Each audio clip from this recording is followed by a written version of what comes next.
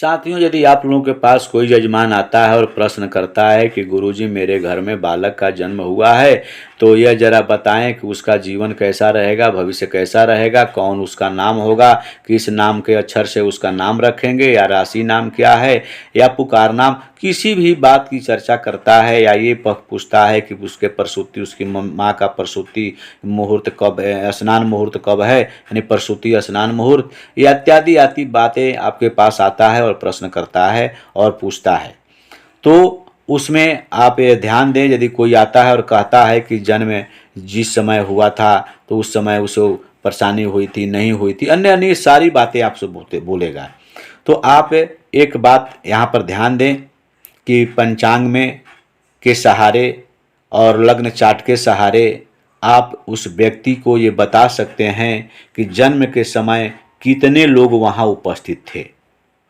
यह सूत्र है जो हमारे ज्योतिष भाई, जो हमारे ब्राह्मण भाई, जो यह पंचांग को गांव देहात में या कहीं भी आप उपयोग करके लग्न बताते हैं, उसके विवाह का दिन रखते हैं, पूजा पाठ इत्यादि कराते हैं, तो उन लोगों के लिए बहुत नया यह अचूक सूत्र है। इस सूत्र को आप लोगों को याद रखनी चाहिए और उसके आधार पर जजमान को भी बताने की कोशिश करनी चाहिए। जन्म के समय कितने लोग वहाँ उपस्थित थे, तो इसके लिए आप जिस समय वो जजमान प्रश्न करता है उस समय पर आप पंचांग को पलटें और पंचांग को पलट करके उसके जन्म के समय को जजमान से पूछें और उसी के आधार पर, जन्म समय के आधार पर लग्न चार्ट बनाएं। लग्न चार्ट बनाएं तो बनाने के बाद में यह ध्यान दें कि मीन और मेष लग्न की यदि वह कुंडली बन रही हो तो आप बताएं कि 2 स्त्री जन्म के समय वहां पर उपस्थित थी। वृष और कुंभ लग्न की कुंडली बन रही हो तो बोलें कि 4 स्त्रियां थी। तुला और कन्या लग्न की कुंडली यदि बन रही हो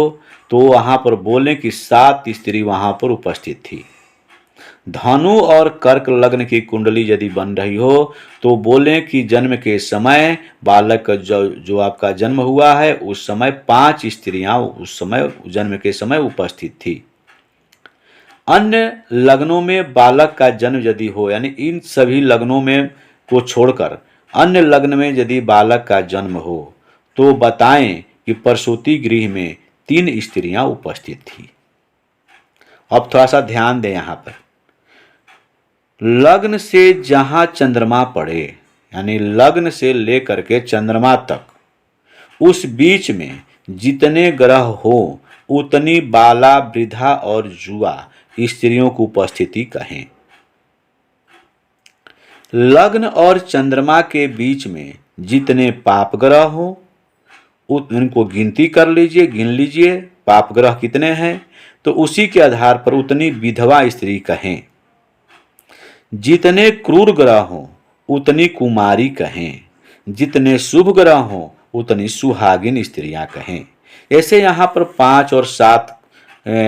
नाम दिया गया है कितनी स्त्रियां उपस्थित थी, तो यहाँ पर इसके आधार पर आप बता सकते हैं कि ऐसे 7 स्त्री, यहाँ पर तुला और कन्या का लग्न है तो 7 स्त्रियां मौजूद थी, उपस्थित थी वहाँ जन्म के समय। तो आप उसमें ये भी प्रश्न का हल कर सकते हैं कि उसमें से कितने कुमारी थी, कितनी जुआ थी और कितने विधवा स्त्री उसमें उपस्थित थी, तो वो भी आपको हल हो जाएगा।